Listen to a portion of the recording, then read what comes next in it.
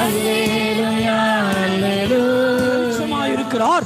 அவர் வெளிச்சமாய் இருக்கிறபடியினால் நாமும் வெளிச்சமாய் இருக்கிறோம். இயேசையா என் இயேசையா. வெளிச்சத்தின் பிள்ளைகளாக இருக்கிறபடியினால் நாம் யாவருக்கு வெளிச்சமாக இருக்க வேண்டும். நினைச்சுதான் நான் பாடுறேன், அதை நினைச்சுதான் உசுருவாடுறேன்.